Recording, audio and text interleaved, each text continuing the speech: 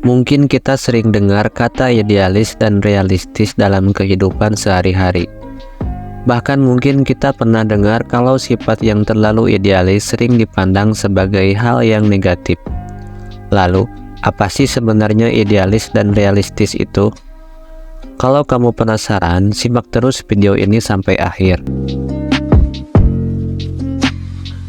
Idealis adalah sikap seseorang yang mempunyai keinginan sesuai dengan ideal atau pemikirannya. Contohnya, seorang karyawan yang memutuskan resign hanya karena masalah pribadi seperti tidak suka dengan sifat bosnya, padahal keadaan keuangannya sedang tidak baik.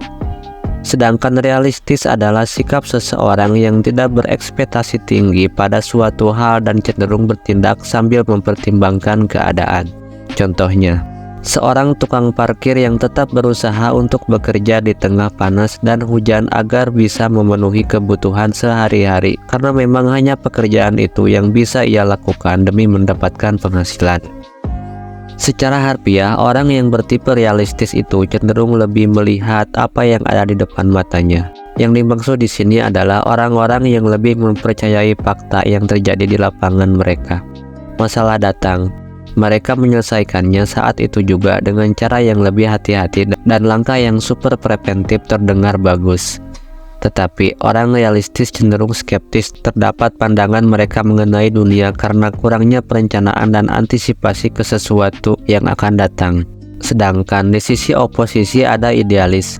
Seorang idealis ini cenderung lebih berpikir ke arah yang benar. Orang-orang idealis jika mereka sudah menganggap suatu hal itu benar, baik itu bersumber dari dirinya sendiri, pendidikan, cara belajar, budaya, dan lainnya, mereka akan benar-benar menganggap itu benar, meskipun kita mencoba menyangkalnya. Orang-orang idealis cenderung bersifat independen dan sedikit percaya diri. Tetapi jangan salah, orang-orang idealis terkadang tidak siap menerima jika realitanya berkata lain. Di saat idenya terdengar bagus dalam segi teori, tetapi belum tentu dalam segi praktisi idenya dapat diterima.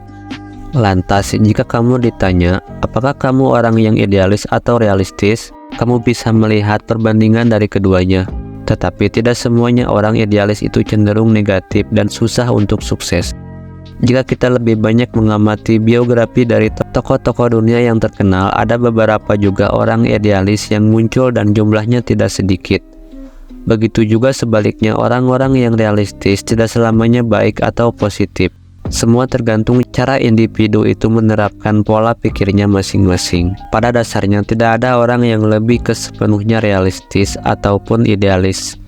Serealistis apapun mereka, secara mendasar mereka pasti punya ideologinya sendiri dan berpegang teguh akan itu untuk menuju kesuksesan, baik itu dipendam ataupun diterapkan.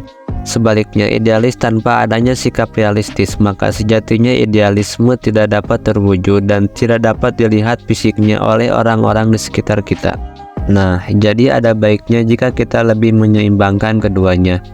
Pada dasarnya, sikap realistis diperlukan untuk tidak kaget atau tidak berekspektasi tinggi terhadap kondisi yang ada di lapangan.